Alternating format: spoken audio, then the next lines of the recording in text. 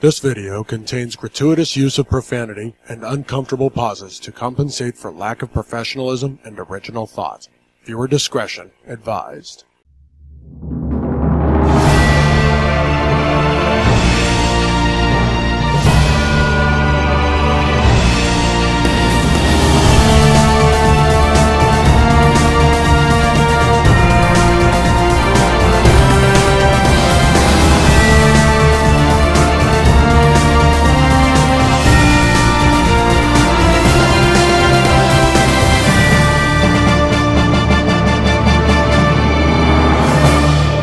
Coming to you live from the center of the earth, we bring you the Nerdy Manroom show with your hosts, Hassel and Monster. And Monster, I don't know about how it is in your neck of the woods, but it is hotter than Satan's taint in South Georgia today.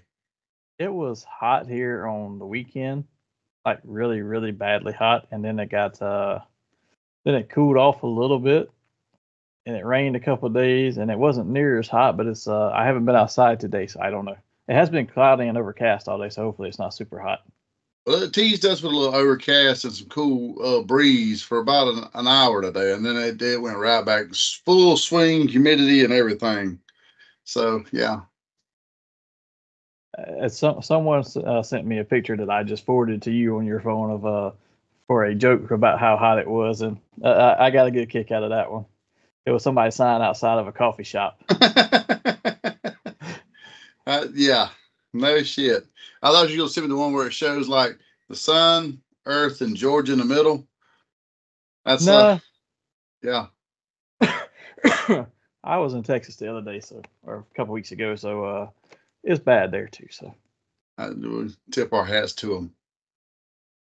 Yeah, but while we're on that subject, since we're talking about heat, we can talk about what we're going to talk about this week, which is kaijus, and a lot of them breathe heat, especially Rodan and Godzilla. But before we get to that, we do have to go through some quick Geek Week updates. So, Hassel, I'll let you go first, sir. My Geek Week's been kind of short and sweet. I done a little relaxing last weekend. I did watch the Clash at the Castle, and I'm going to be honest. The opening match, I was surprised that Cody and AJ was jerking the curtain, but they had a good match, ruined by a terrible finish. What did you think of that finish? I didn't even watch it. I'm not going to lie to you. Are you aware of what the finish was? For theirs, no. I looked up what happened at Clash at the Castle, but I honestly, the only thing I really remember was Damian Priest almost breaking his leg off in the ropes. Well, they told him, like, for some reason, the ropes were loose. The ring crew didn't do a very good job. And you could visibly see the ref warning AJ in the first match, like, hey, the ropes are loose.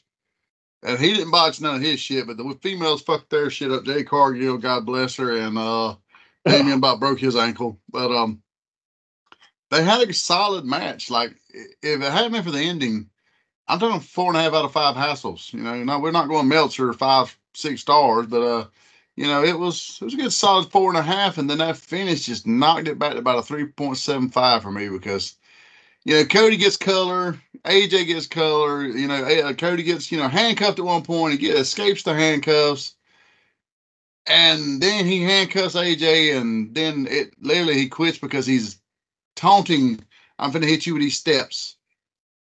I was like, what the fuck? Like, he drew back with the steps, he finna smash his head in, and he quits. I'm like, no. Magnum TA and fucking Tully Blanchard would be fucking livid watching that shit. That bloodbath that them two had. Now he's grounding a pin down in this guy's forehead before he starts quitting. I mean, come on. I want to see some. If you're going to do I quit, let's have some violence. That's one thing I will give AEW credit for. They have an I quit match or a dog collar match. It's fucking brutal. Like it should be. That's why you don't have them every day. Except for AEW does have them pretty much once a month. Which is what takes away from the specialty. Yeah. Oh, exactly. They do too many blood and guts, and they have that about 3 times a year, and fucking anarchy in the arena and just nonsense. But the rest of the pay-per-view was kind of mid. I will say Damian and Drew had a solid match, and Drew McIntyre is 1996-97 Bret Hart all fucking day long. Just cheered and revered everywhere. But here in this dirty ass United States, and Punk, oh my God, he's hater of the year. He is fucking hater of the year. That's a great feud to never even touch each other. I will say that I didn't watch Clash of Kaiju. I did get a chance to watch Raw this week, and I'll just jump ahead and share that for mine. But I've heard so many people who were so excited that the Wyatt Sick showed up, and I'm like, I don't care. Dude, I had no attachment to that at all. I fell asleep, like literally about 3/4 away in, around 10 o'clock. I fell asleep, and I woke up as they're making their entrance, and it's like you see people bloody. I mean, did he murder these people? Like Chad Gable had a gunshot wound to the side of the head. He's laying there like this. You got Braun Strowman laid out, and there's a couple other bodies that I couldn't identify, and then they all come out and just stand and stare, and I don't know, man. I'll wait and see where it goes, but I wasn't ever. So I'm not going to speak ill of the dead, but I was never a fan of Bray Wyatt's whole Fiend and Firefly Funhouse had some funny moments, but I was not a fan of all of it altogether. When he was the cult leader, I was okay with it. After it became Supernatural, that was really good. When he had the Wyatt family, that was good. Yeah, I enjoyed the Fiend itself when it was just the Fiend. I did not care for Firefly Funhouse or that Mr. Wyatt's Neighborhood shit. I didn't like that. I don't mind if you're going to do something like they did a lot of Undertaker Supernatural stuff. I don't mind that as far as the story goes, as long as the person is still beatable. They built the Fiend up. It's like what they're trying to do with their Wyatt Six. Yeah, it's like they are building them up to the point where they are impervious. So what makes sense to have an actual wrestling match then? Why does it even matter? The one thing I hope they do with them is something they did do with the Fiend when he would be in a feud, whether he won or lost or whatever. The person he feuded with, they were changed and altered afterwards a little bit. Like, well, whoever he feuded with took a darker personality. You know what I'm saying? They wasn't quite just a face afterwards. Like they took on darker, heelish tendencies afterwards. They changed their persona a little bit. So I'm kind of hoping that does work, because I would like to see not a mean streak Chad Gable, because the dude's got one now, but if he were serious and not just goofy out there with the Alpha Academy bullshit, which he hopefully distanced himself from this week, he comes back like with this darker mean streak to him. Braun Strowman, well, we know what he could do, you know, and when he's not trying to be a face out there in skinny jeans, it just drives me insane with his pencil legs. He's like Kali out there. It's just, I don't know, man. I just didn't care. I mean, I saw a lot of people get excited. I'm like, I just don't care. I mean, I don't want to. It's nothing against any of those people, but at the same time, I'm like, it just doesn't fit, because you're building them up to be completely unstoppable. And what do you do from there? How do you progress? Well, I think a couple of them will be cannon fodder. I mean, Dexter Lumis and the cat from NXT, I'm pretty sure are cannon fodder. Uncle Howdy will be the one that will probably be the one taking the W's, and all the rest of them will take the L's. Rowan may actually get a few W's. You don't know. Well, it'd be interesting to see where they go with it. It was cool to see the entrance again, just because, you know, last time we seen it, Bray was still alive. I hadn't seen it since. That part was kind of cool. Well, I'm willing to give them time to let's see what they do, how they develop it. But at the end of the day, Bo Dallas is not Bray Wyatt. No matter what mask you put on him, you're not going to recapture that lightning in the bottle. Not 100%. No. But you talk about capturing lightning in a bottle just to keep us moving along forward. I watched Raw, but I also got a chance to watch the Battle Royale on NXT. And I will say I was pleasantly surprised and pleased. Now, I hated that he went out very first, but seeing the viral sensation of Joe Hendry on there had me tickled when he came out. Dude, I don't even know who this cat is. I seen like people were just tickled pink about him being there. You speak his name and he arrives, and I was like, who is this guy? He is TNA's biggest name right now. He became viral for whatever. So when he's on the show, I've seen where he makes like music videos and songs making fun of his opponents. Like I sent you one on from YouTube the other night for where he was talking about what's his name? Not Brian Myers, but the other one, Matt Cardona. Yeah, that was actually pretty funny. So he does video. He did one recently about I don't know what he's calling himself now, but the guy who was Top Dollar, and AJ Ford or something yeah, like that. and throughout the whole song, he's talking about how he would have succeeded if he could only jump over the ropes, because that time where he fell.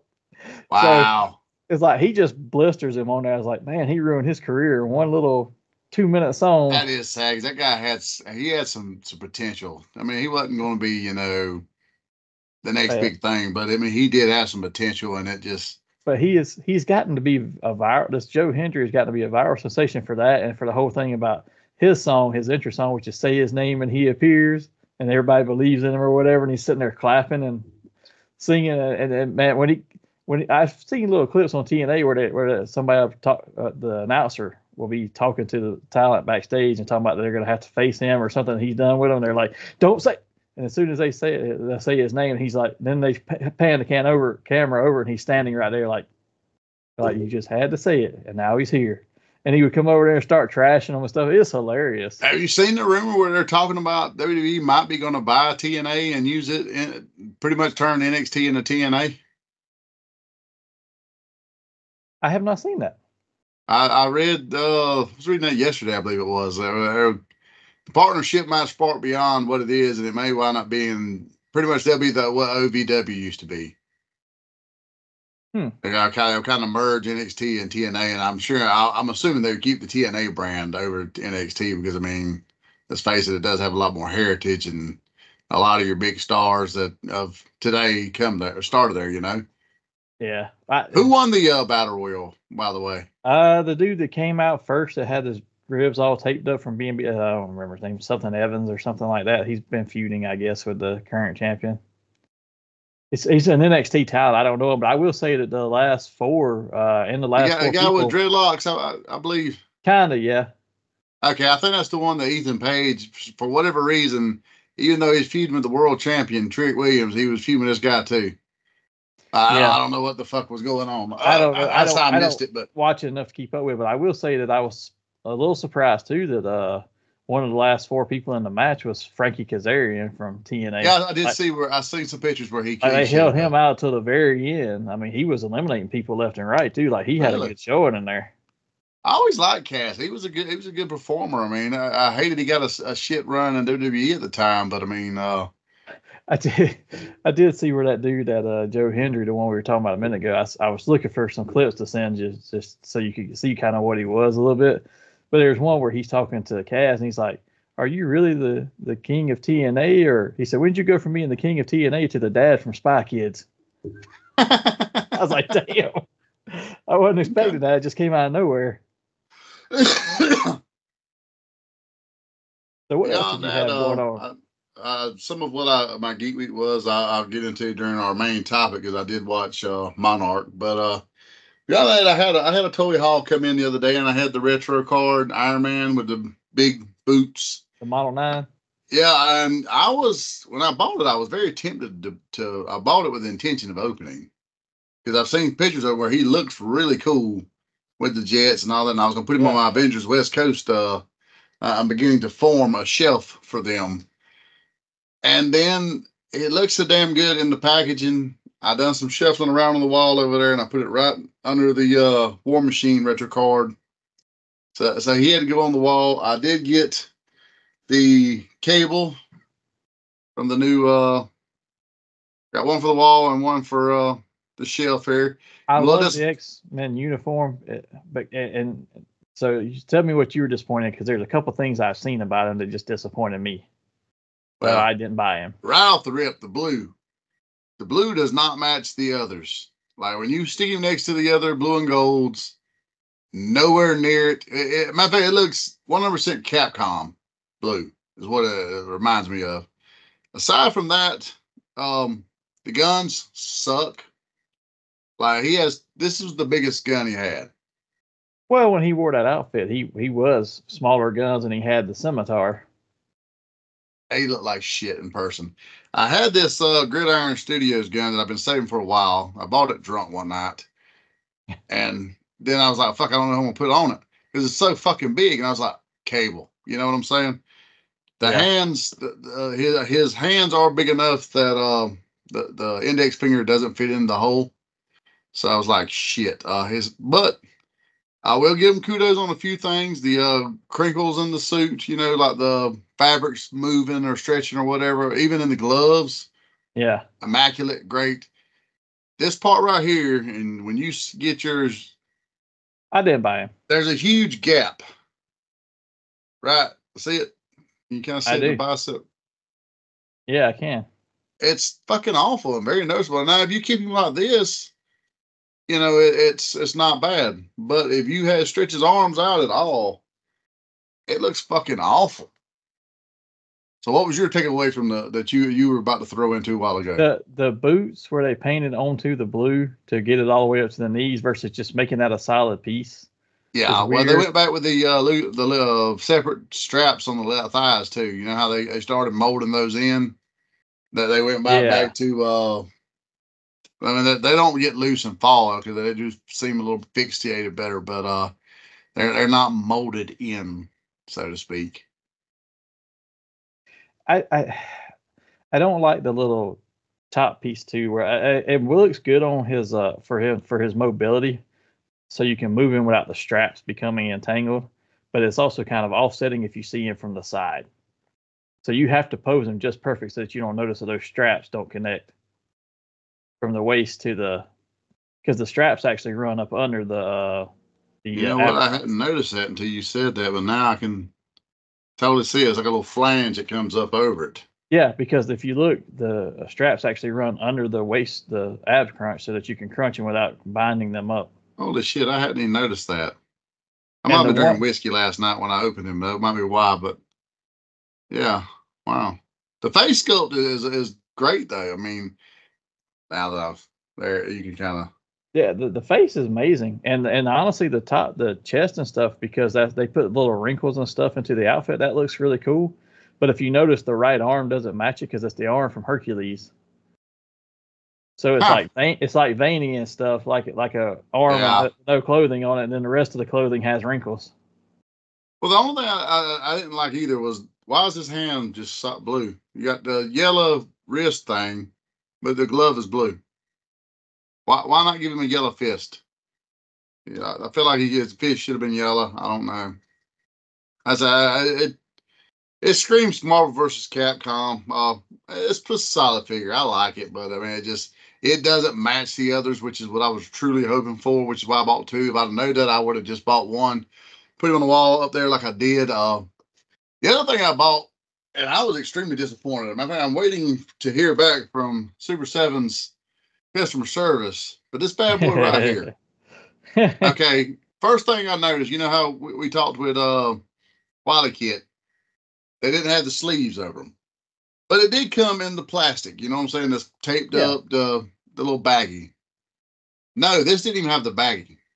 This bad boy was just thrown in the box as you see him, which for a Super 7 is kind of unheard of.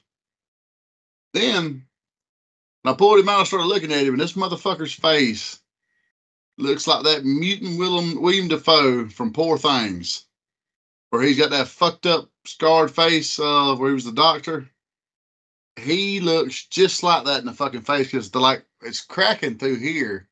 You can see the metal under there where they painted over it with the face paint. It's like a patch of paint that looks disproportioned, so it looks bigger. I tried to tell everybody who went in for that, and I told you too that those were not going to come out good because they'd already said we're not doing vac metal because it doesn't work past the 4 or 5 inch scale, and even those degrade over time so quickly that they're terrible. And now look what you're getting out of that. I was very hopeful that since they took as long as they did, maybe they had mastered it a little better. But like right here in his elbow or his right there in the trench, it's trash. Like it's already gone. It looks just like the old 80s figure. You know how it would get that discolored look of what the plastic was under there? Just like it. If you're going to do a small amount of vac metal like that Cobra Commander helmet for that retro card of Cobra Commander coming, you can make that work. A full figure with joints and everything, it's not going to last. Well, I wasn't even going to open this one. I was going to leave him in the box and just display him. And I hope that, he would hold up better over time. Oh, hold up, yeah. And that was what I was going for. But he looks like trash. And I emailed Super 7. Tell us, look, you guys have always been stellar in the past about it, and they did reach back out to me pretty quickly, amount of time last night. They asked for pictures and a receipt from where I bought it, and I sent it to them, and I hadn't heard from them since, which is kind of surprising. Typically, by the next day, they've got a resolution for you. So they may be on a holiday. If you did this last night, today is a holiday for a lot of places. What? I didn't think about it. Today is Juneteenth. I did totally forget about that because, the world I work in, they don't give us normal holidays. But, yeah, I didn't think about that. So, I mean, it might, you know what? We'll give them another 24 hours. We'll see. Yeah. And did you ship your stuff before you saw that Wily Cat was arriving too? I did. He arrived. I was about to ship his stuff late last week, middle of last week, and I think Wily Cat hit Friday or Saturday. I was about to ship, and then I got the notification that day before I did that he was coming. I was like, well, glad I waited. So then I waited till that got there, and now I leave town for like 2 weeks straight for work. So I'm like, I'm just waiting till I start to come back, and I'll order it on the way back home, so it'll be here when I get. See, I got no notification about him until he hit. But like, it's crazy. Like Wally Cat, I got a processing soon. Yeah. My Silver Centurion Iron Man, the 012. I got an email about him processing soon a month ago. He still hadn't processed. I don't know what the fuck happened. I think that if they get notification of what's arriving and they know exactly what it is, like Super 7, you know what it is. They usually give you a processing soon and say it's coming, and it's usually fairly accurate. I've noticed sometimes when they get stuff from Marvel, either they get it early or late, and it just kind of probably shows up on them, or they know, hey, we're getting stuff from Hasbro. We don't know what it is, so you don't get the notification until, hey, it's processing soon, and then it processes right after the email. You get 2 emails back to back within a span of an hour. Wily Cat was that way. Like literally, I didn't get any heads up. It was like, oh, Wily Cat has arrived. I was like, oh shit, great. Why not? Yeah, I got mine about 3 days before it got there, but sometimes too, I've noticed that the notifications, for whatever reason, will go to my junk and spam mail, and I have to go find them sometimes. So I'm like, why didn't I get something? And then I'll go look in there just to see, and like, oh, it just went straight there. Yeah, there you are. Sweet little fella. But that was pretty much my geek week. I'll turn it over to you, see what you got. Dude, I have not really done much of anything. I did have to travel just a little bit for the first part of the week for work, but I did catch up on the Acolyte, and I know we talked about that a little bit last week, so I won't beleaguer the point, but a lot of what we were hearing about how things went in the episode and stuff was not how it actually goes in the episode. I'd just say go watch it. There is there a possibility that the Force impregnated one of the women, but they used a ritual to do it? Possibly, but it was not shown on the episode. That was not in there. That was just all they say is when the Jedi say, why are there kids here? And because it's a witch's coven, it's Force users, which they call it the Thread, which kind of like Night Sisters. And the Jedi just walk up to them and say, well, why are there kids here? We hear you're training kids. And they're like, we don't have any kids here. And they're like, yes, you do. You can come out. And they're like, so you've been spying on us and watching us from afar, which they had been. And then they're like, well, who's the father? And they're like, there is no father. And that's all they say. So I don't know if there is no father really, or if that's just what they're saying because maybe they're like the Themyscirians or something from Wonder Woman and they kill the males or whatever. We really don't know. But apparently this witch coven was on the verge of extinction, and these 2 new kids were born to these twins. And but the Jedi come off as the bad guys in a lot of the episodes of this so far. Really? I will say that there's something to it because they're walking in there saying, well, we have the right to test these children. And then they make a side comment, with your permission, of course. Like it's really they're giving them permission. They're like, no, we're going to test your kids, and if they have, we take them to train them. It's like, oh yeah, you just walked in and said, hey, we're just taking them. It's kind of how it's played out. So I'm like, it's kind of douchey. Yeah, it shows you how arrogant they were in that High Republic point. Did you have a problem with the way the lightsabers come off looking? Because I know a lot of people online were saying that I guess they're a little bulkier and this right here due to the fact that I guess it's the way they're rigging the lights up. So they're no longer adding all that in post-production. They're, allowing to put pretty much like Force Effects lightsabers. Paid it much attention, but to be honest, I would be fine with them being bulkier, or even having different types of hilts because it's hundreds of years earlier. So maybe they hadn't perfected the technology. I will say that I haven't seen the light whip yet because, there's a lightsaber whip at some point in it if we've seen from the preview. So I want to see how that works out. That'll be interesting to see. But it's not a bad show. It's not perfect, but it's not as bad as I've heard people profess it to be. I'm going to watch it. I was watching Monarch, and like I said, it was about 10 episodes, so I hadn't Got to watch that yet, just because I still haven't paid for Apple or gotten it for free yet, because I don't want to run out my subscription before I get a chance to finish it. That's what I did, and now I have entered into paid land. I had to enter into paid land to watch the last episode. I was just, but I do have one point of news to share, which comes from just reading a few things, and that was all of my Geek Week. But I will share this news as part of it because I think it's a good segue straight into our focus topic. But did you see the news on Power Rangers? Netflix and Hasbro have kiboshed their deal.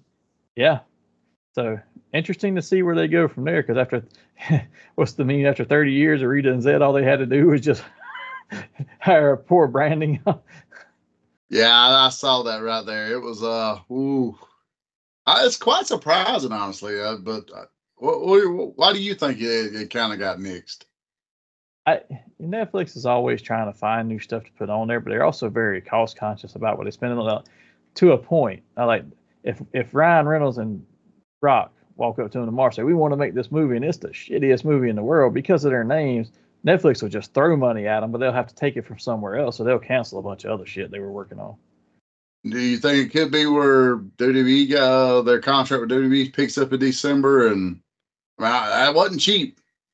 I don't know. I mean, it could be that. It could be that they didn't want to pay because, the last season of Power Rangers before that special aired solely on Netflix. It did not go to Nickelodeon and stuff, so maybe they don't want to foot the whole bill for what the show is, especially if they're going to break away from the Super Sentai model, which is that's what made Power Rangers what it was, is they spent less money to make the show because they shoot the American stuff, and then they just intercut the Japanese footage. So so instead of shooting for 6 days to shoot this one episode is 30 minutes, you shot for 2 days, and then you just cut a bunch of footage in, and it's much less money. But now, if they do what they say they're gonna do and just completely break from Super Sentai and do their own thing every time, whether it's a live action reboot or animation, it's gonna cost more money. And is anybody gonna pay for it at this point? Not to say that it's a terrible franchise, but it's a 30-year-old franchise. It has its fans. The toys don't sell quite as well as they used to unless you're selling the older ones at this point. And is the nostalgia high enough right now for that versus, we go spend money and make a Transformers cartoon or Transformers movie and it might sell because the nostalgia is a little bit better on it. But once you get beyond Mighty Morphin, it goes downhill from there as far as even just fan interest. I mean, you can kind of keep it up until Zeo. I mean, you got your fans that still stay loyal up to Zeo, but beyond that, a lot of fans, they didn't care for what comes beyond that. It is a big change, and if they're changing their production model, especially if they're going to shoot over here, because they've been shooting in New Zealand for years too, because when they shot over here at first, they weren't part of the union, so they didn't have to pay as many fees and stuff. Then when they found out they were going to have to be union, they did like 1 or 2 seasons over here, and then they're like, we can't afford this, and they went up to New Zealand, so they don't have to pay the union fees anymore. So, I think they do for production, but they don't have to for the actors. The actors are non-union over there. What network do you feel would not be a step down for them? I mean, realistically, what network do you realistically figure will pick them up, and would it be a step down? Well, what network have they not been on? I mean, if you're talking TV network, the only two they haven't who's going to take the rights over? Now that Netflix has said, we don't want you, we're going to move on. Who's going to step in? Because somebody's going to step in. Let's just be honest. Somebody will step in and they'll take it. And I don't know, because so many of those streaming services are really struggling right now. Disney's already played their hand at it and said they wouldn't go back to it again just because they failed when they tried. Everything for Nickelodeon is on Paramount Plus, so maybe with them, but Paramount Plus and then HBO Max, and then we're looking at combining and having one big platform. So possibly if they do that, I mean, there's been a lot of talks and rumors about how that's working. I don't see them going to NBC or Peacock. Be interesting to see what happens.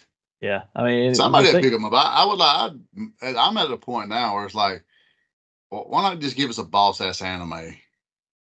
Possibly, yeah. Bring back some of the original actors in voice roles, and they can still get by with it. Recast, and let's just start fresh from Mighty Morphin on with an anime. You can get away with a lot more. It's cheaper. Well, and then look at when you asked about the networks they've been on. Think about the TV networks that they've been on. They've been on Disney, Nickelodeon, which are cable networks, right? But you've also had them on Fox, which is one of your big four. You've had them on ABC when it was ABC Family, so there's another one of your big four. So the only two of the big four that have been on CBS and NBC, but Nickelodeon is owned by CBS, so. NBC don't really get into the whole kids. Not since the 80s, not since the G.I. Joe and stuff like that when it premiered on there, but anymore now. They've kind of got the 90s on, they just kind of said, fuck the kids. Fuck them kids. Yeah, pretty much. But it'd be interesting to see where they end up. But I guess with that, let's roll straight into our focus topic, because Power Rangers fight Kaiju on a regular basis. So let's talk about some Kaiju. And I will let you kick us off since you got to actually watch stuff.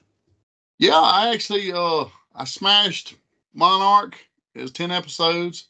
Then I watched -1 also in the last. So I have been engulfed in some Godzilla-verse. I will say that was one thing that did really, really surprise me. Monarch, you get very little Godzilla and almost little to no Kong at all. Really? Which was surprising to me. I could see that, though, because save them for the movies. Well, yeah, not only that, but they were very smart with the use of the Kaiju in there.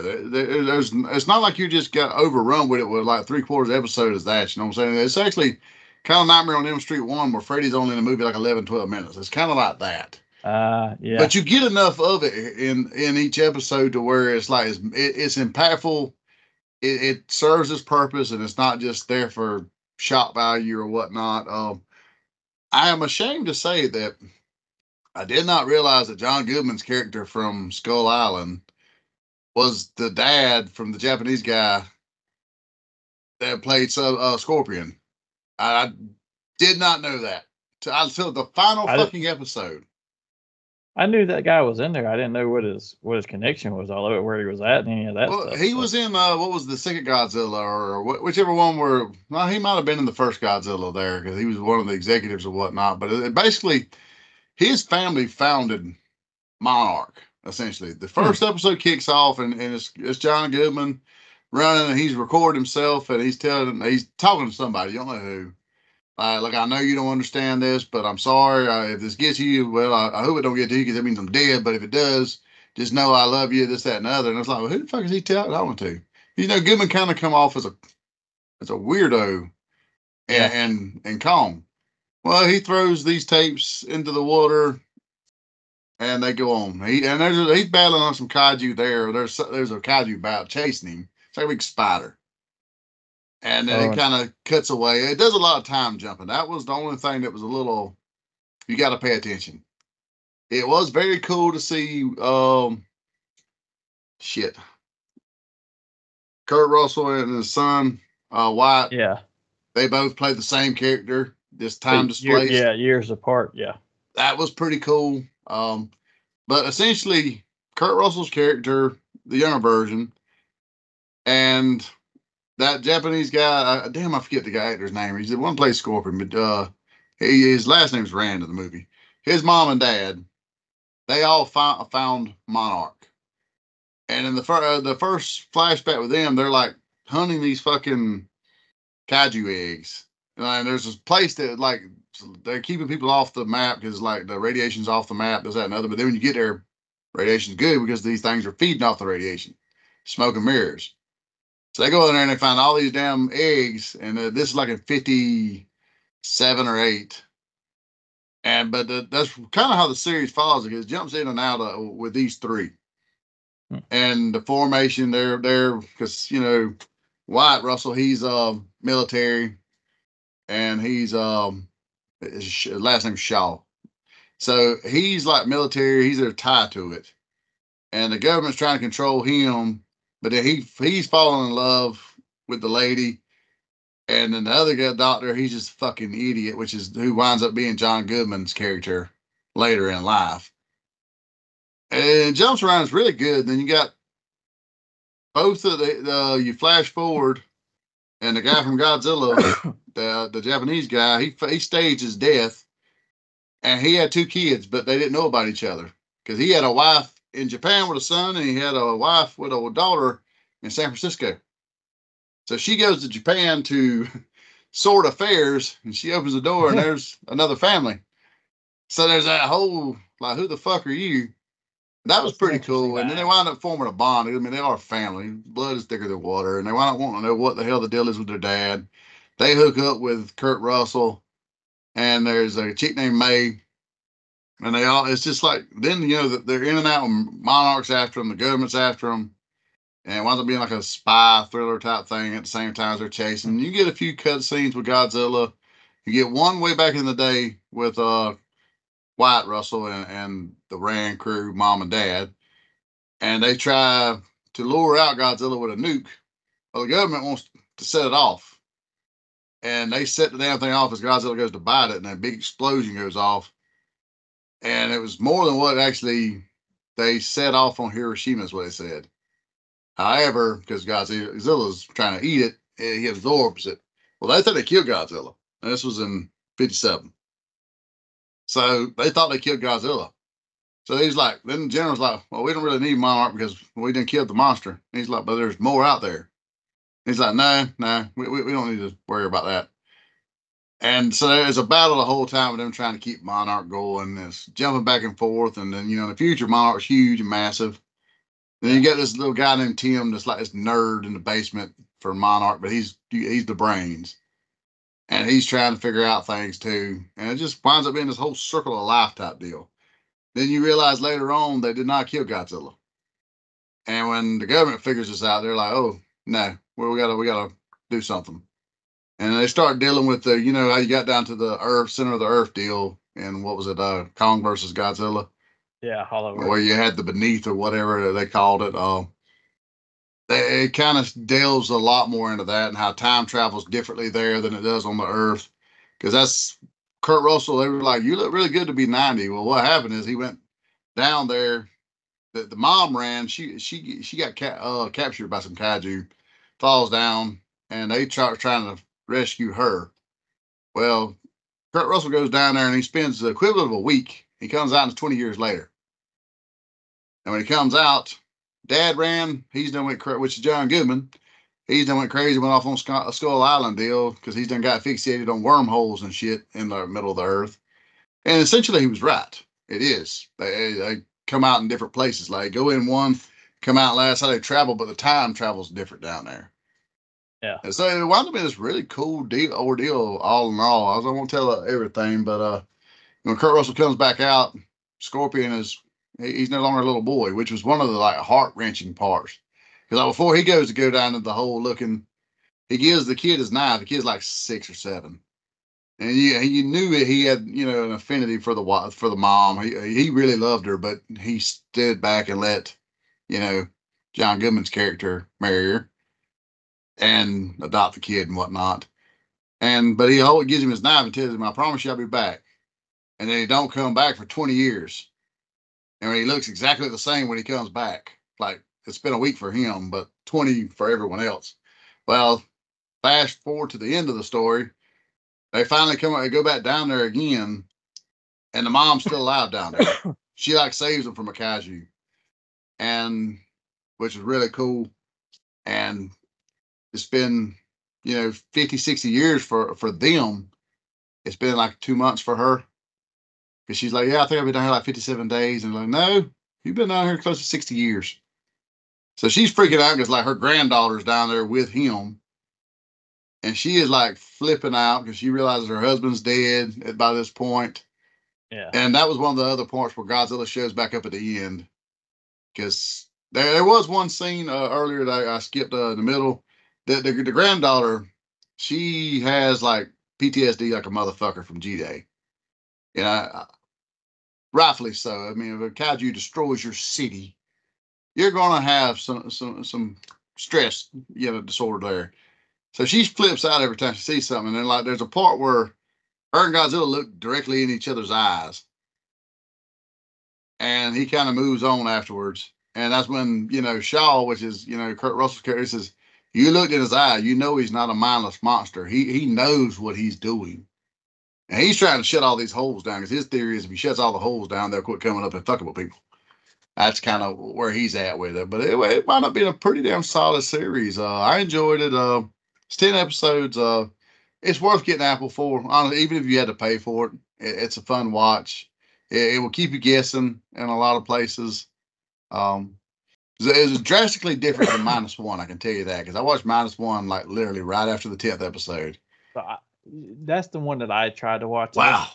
So -1 has got a lot of critical acclaim, and everybody thinks it's the greatest thing ever. I'm of the opposite opinion. I thought it was a decent movie if you want to watch Godzilla wreck shop for a few scenes here and there.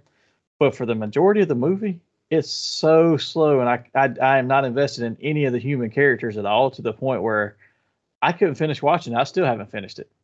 And I watched twice. the whole thing, and it's not that it's bad, but it wasn't. I went into it with high expectations.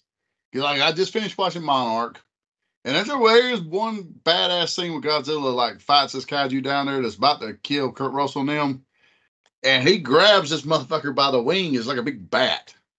And he grabs it by the wing and just rips one of those fucking wings off, takes a bite out of it, and throws it at a portal. It's like, holy shit. It ends by Kong shows up. That's the only glimpse of Kong you get other than them talking about being on Skull Island. So I went from that to this. And I always had an opening scene where Godzilla shows up at that little shop or village or whatever, where, you know, all the people are on that island there, and he just starts biting motherfuckers and throwing them. I was like, damn, that's pretty. He ain't eating them. You know what I'm saying? He's just biting and throwing these motherfuckers. I was like, it's back to the original style of Godzilla, right? He's not a benevolent creature. He's not doing this to protect the earth or this, that. No, he's just a overgrown. He's just an overgrown animal, and he has that animalistic brain of, oh, food, or hey, you're in my way. To watch it, and some of the visual effects, I do like the fact that they used the music from their old Godzilla movies. Yeah, I like that there. I did not like his roar not being what we've gotten used to as Godzilla's roar versus just an actual animal sound. That kind of threw me off a little bit, but the visual effects were fantastic. And, you know, if you're going to award him for something like that, absolutely, because there were scenes where I'm not going to give any spoilers, but there's scenes when he's walking through a city and he steps on people because people are running from him, and you see blood squirt everywhere just because he stepped on people, and you see the ground. And he was kicking some out of his way. I was like, holy shit. Yeah, he shuffled his feet when he walks. So there's times he would kick stuff, and there's times he would just stomp on it. Yeah, I will say when he shows at the city, without giving too much away, that's probably as close a visual as what would really happen. And it was like, holy shit. Yeah. I mean, there was some really, I got through that part. There was some really awesome scenes there. The visual effects are great. It's just the rest of the story around it. If you watch Godzilla versus Kong or any of these others, these stories are not great either. And these actors are not necessarily great. But it's enough of a story and a mix of them showing up and wrecking shop that you can stay interested. The story parts would get so long in between Godzilla's appearances for -1 for me that I would just like, and it wasn't an interesting story. So I was like, this is a 2-hour movie. I could get behind the hero supposed to be being a chicken shit. Is my war over yet? I couldn't invest in that. I was just like, dude, you were a kamikaze pilot and you called off that day. That didn't help, but a 2-hour movie where there's a long stretch where you don't have a compelling story enough to keep you interested, and it's so long of a stretch before you get back to the action with the monster that I'm like, I'm out of it by this point. I'm like, I'm falling asleep over here. I toughed it out. I'm going to still try to finish it, but I have not made it. I might be close to the halfway point. The end sequence was good. I will say from about the time he shows up at the city on, it picked up a little bit. You got that opening sequence that was good to me. Then it kind of peters off a little. Then it gets back up towards the end. I will say I'm at where he first arrives in the first city of Japan. That's as far as I've made it, so I can't really give him any spoilers. But I can give this one spoiler that was so funny to me. If you don't want to hear it, jump ahead a few seconds. But when the news crew is on top of the building talking about this giant monster that's invading, and then the one guy yells, "I don't think we're safe here," and then he knocks the building over, and you just see them slide off. I was like, you were right. That just tickled me for some reason. That dude's like, "I don't think we're safe here," and he yells it real loud to the rest of them, and it's just, Azira. I will say in Monarch, that is one thing they did. That, like in Japan, they were doing Godzilla drills. Like they had an alarm go off and they fucking haul ass everybody to get to this one safe place. They had their shit on lock. They had their shit down. Later in the series, they tested in the U.S. It was like, what good is Monarch if we're not warning the people, if we're not, trying to do this? So they tested in a big city, and holy shit at the chaos. And then you got to think about it. Honestly, that's what would happen, especially in the United States, because we are so unorganized. Even our infrastructure with our military and police, they don't get the respect they deserve, so people don't listen to them, so they just fucking go do what they want to do. It would be fucking chaos just for a test. But these motherfuckers, they went and got into their safe zone, chilled. Now, while they were there, if you got the least little bit unrouted, the motherfucker with the M16 was like in your face. But Japan had their shit down. If it goes to the United States and it was a miserable fail, and I was like, ooh, and that's probably how it really would be too. Yeah.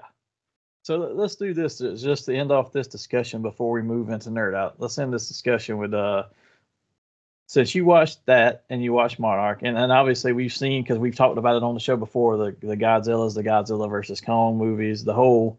I gotta watch the last one, but other than that, I've seen it, but I haven't seen the show. But let's talk about do you prefer the Monarch universe or the -1 type universe where they're just mindless creatures who are causing destruction, or do you prefer there's a deeper meaning to them and there's more that goes on with it? So that we'll end the discussion on that point. Which one do you prefer? There's elements of both I really like. It's hard to say one over the other. The only thing the Monarch universe would almost be somewhat perfect for that if they wasn't starting the monsters have gadgets. Like where Kong's wearing the fucking Infinity Gauntlet or whatever the fuck he's got in this last movie. It's like, okay, we start jumping a shark. I mean, don't get me wrong, that is the ultimate shark that you're jumping, because, I mean, even in the originals, I mean, you had fucking Mega Godzilla and Ghidorah and all these massive monsters. So to share on that one, so anybody who doesn't want to hear this, if you haven't watched it, you can jump ahead. I know Hassel doesn't care about spoilers.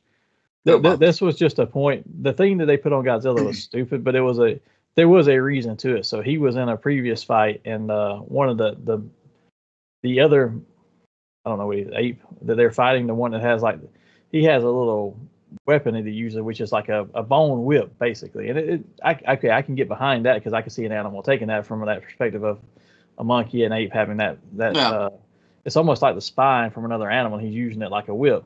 Well, it wraps around Kong's arm and rips his arm all up. So his arm is not necessarily broken, but it's all tore to shreds. So they put that on there as like a protective coating on it. It's almost like a cast. Okay. I was fine with it being a cast because the people put it on him. However, they tried to make it so mech. It came off stupid. Yeah. Well, just looking in without the contact, it was a little. Yeah. But then again, I mean, if you look at Kong Lives, I mean, he had a fucking robotic heart in that one. True. And that was a major thing. So I don't know. And then I like the mindless beast just fighting too.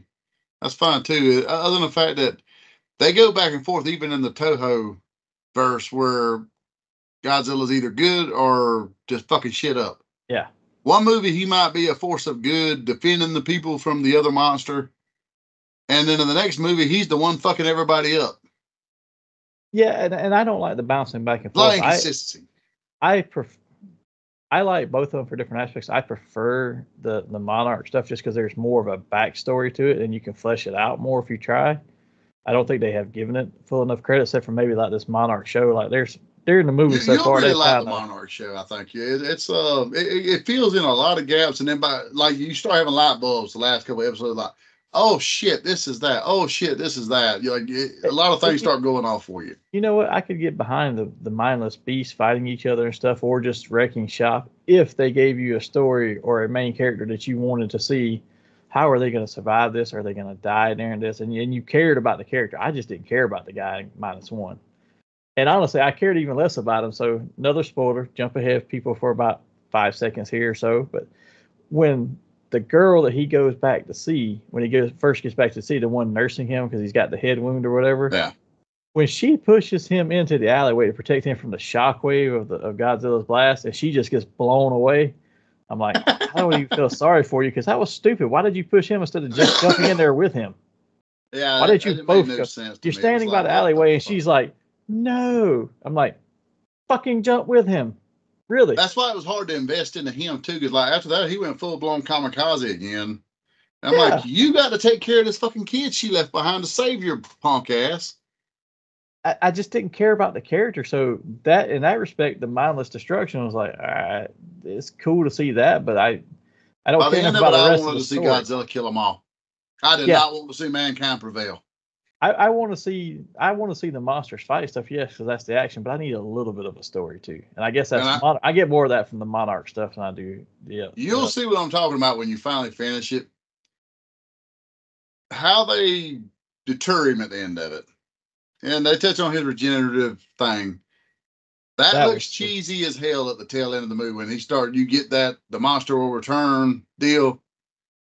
That part's gonna look cheesy as shit. You'll see what I'm saying once. That idea, I forgot about that, but I got frustrated with that in the early part of it when he's in the ocean and they blow up half his face with a mine and he just Wolverine's back, and I'm like, no, wait a minute now, this is not a Godzilla thing. Yeah, you'll even as a lizard and regenerating limbs and stuff, it takes hours and hours. It just doesn't just whoosh. I want to say it so bad because you're going to be like, what the fuck when you see it. Oh, well, with that, let's move into Nerd Out here because we've been on the focus topic for a little bit. So, for anybody who hasn't been here before, this is part of the show. We ask random questions centered around the topics of the day and try to respond with little to no prep time. So, we'd like to hear your answers as well. So, please feel free to give your answer to our question in the comment or expand upon ours if you want to share more from our perspective or your thoughts on our perspective. So, Hassel, with that, I'm going to let you ask your question first, sir. So, since we talked about Kaiju today, which one is your favorite? Not only which monster, but which movie is probably your favorite? Godzilla will be my favorite monster out of all of them. I would say probably the first Godzilla from the Monarch universe, the 2014 one, because it had a compelling story about Aaron Taylor Johnson and Elizabeth Olsen's characters trying to get back together and stuff. Like, I got invested in them, but I got plenty of monster wrecking shop too. Yeah, it had a good balance. There was times where it was pretty dark and hard to see some of the stuff, but I actually really enjoyed that one. I've watched that one a couple of different times. Bryan Cranston was a delight to watch on the screen as well. Yeah, I will also tell you my least favorite one, which is the Godzilla with Matthew Broderick. Godzilla 2000. Yes. Is it Godzilla or Godzilla? Because we never could tell if it was male or female. It just changed in the middle of the movie. Spitting fucking eggs out. What kind of shit was that? I literally, we're both on the same page for least favorite. Like, I was literally going to say that. You beat me to it. It's not the fact that I cared that much about it. The movie was bad to begin with, but then when they started changing the gender of the monster in the middle of the movie, I'm like, come on now. The fact that he's just like a giant T-Rex, I could never get into that. It didn't even look like Godzilla. I mean, don't get me wrong, they took some liberties updating the new Godzilla so that he doesn't look just like, the Toho version. Sure. But he's close enough in proportions. He's got the small arms. He's still got the fat ass like a damn girl that you want to date. Things of this nature. That Godzilla there is just a fucking T-Rex. I was just like, no. So the only thing I got right was the sound. So for you, answer the question. What was your favorite monster and movie? Since we talked about our least favorite a little bit. Growing up, it was always Godzilla. But I will say, throughout the years, I have become a Kong man. And I will say, like, during Godzilla versus Kong, I was Team Kong the whole fucking movie. Like, I was getting pissed a few times. Like, I'm finna back the fuck up off my boy. We finna quit this shit. Like, I done got, like, upset a few times. So I'm Team Kong at this point. Movie-wise, Skull Island, I really enjoyed it. It wound up being a lot more enjoyable than I thought it would be. I like that one, except for when the spider stepped through the guy. That one. I was like, oh, that was. I mean, you got Samuel L. Jackson, you got John Goodman, it's hard, and even Riley. For him typically to be comedic actor, he done a good job in that movie there. John Riley, guy from Step Brothers. So I really like that one as a modern. If you're not gonna go modern, some of those late '90s Toho ones, like where you had the verses like Godzilla versus Mechagodzilla or Godzilla versus Ghidorah. Some of those late '90s ones got to be pretty damn good. Now the dubbing is awful, but the action and the effects are just good enough. I like it. The best scene in any of those movies, though, is the one that's always. I see the meme on Instagram where Godzilla jumps up and does that drop kick, and he flies across the screen. That's the '70s there. Those are pretty brutal. Mom loved those. Like that's what I grew up on. That's the best scene of any Godzilla movie, though. That drop kick. Like he could have been in the ring. Yeah, he had jumps on him. I give him that right. So what you got, Monster? So we've been talking about the Kaiju, and I know we focused on that mostly, but if we take a step back and look at some of these other shows and stuff we watch, like Power Rangers, basically it's mechas fighting. It's superhero, but it's also the mechas fighting the Kaiju at the end of it. So besides Power Rangers, which we talk about a good bit on here, is there any other movie or live action show you'd like to see come back that's kind of that Kaiju versus superhero or mecha type deal? I think the one that would be just ideal and work amazingly with it would probably Transformers. That would be interesting. That's something that's believable. Believable. You got fucking giant kaiju and robots in the skies. Nothing is believable about none of that. But I'm just saying, as far as like why they would be at each other, and maybe there's some energon, and that's what the Kaiju are drawn to for the radiation, and the Autobots are drawn, Decepticons are drawn to it. So I mean, I can get behind that. That's interesting. I looked at it from a perspective of, I was like, all right, if I couldn't have Power Rangers, what other show that they've already done or something? Pacific Rim, while it was okay, just I don't know. The first movie was good. After that, I didn't like the TV show that they've done. I didn't care about it's an animated show, but I didn't care about it, and I didn't care about the second movie. But so I looked back at it. I was like, oh, there's a bunch of others. Voltron was really cool, but I was like, you know what I want to see? Superhuman Samurai Cyber Squad. I don't know why, but it's like it's like a more armored version of Ultraman. Give me him fighting some kaiju, and I'd be all right with that. Okay. Ooh, you know what could be fun? Kaiju in the Fist of the North Star universe. Just say you already did. Oh man. On that note, I think that's time for us to get out of here for today. Before we jump the shark. Yeah. But before we leave, Hassel, you got to tell everybody where they can find us at, sir. You can find us on Facebook via Hassel Hutchison. You can find us on Instagram, The Nerdy Manroom Show. You can find us on Twitter at Nerdy MR Show. And we are on TikTok at the.nerdy.manroom. And also, most importantly, find us on YouTube, Roku TV and Fire TV via Spotlight Media. And that's the Roku and Fire is under Spotlight Media. On YouTube, it's actually just under Nerdy Manroom. Yes, it's us. Just us. Yeah, you read all those together. I was like, that might confuse people. I'm a month without whiskey. What can I say? It's good for you. You're becoming almost coherent, except you can't speak anymore. No, I think that's why my immune system's down. Like the whiskey fought off all these colds and illnesses. Well, while Hassel's trying to recover, while you're checking us out, don't forget to go check out our extended Nerdy Manroom family member, Big Rob. You can find him on his channel, Big Rob's House of Entertainment and No Chinese Food. No Chinese food. Oh, he's beat down this week. You could tell now. Then, after you go check out Big Rob and you've watched our show, also go check out our sponsors. We want to give a big thank you to These On Collectibles. You can find them on their internet at theseoncollectibles@gmail.com and on Facebook at These On Collectibles or in their store at 305 Main Street, Tifton, Georgia. Visit them for all your nerdy needs, from comics to Legos, trading cards, toys, games, kaiju, and more. Help them support the local artist community by supporting their cause of bringing unity through community. Fandoms unite. And after all of this, stick around for the end credits. You'll see some special shout outs to some of our friends. Check them out when you get a chance. I think that just brings us to an end. So join us here next time. We've got a special Independence Day type episode. Until then, live nerdy and run for your life. It's Godzilla. Does it rock?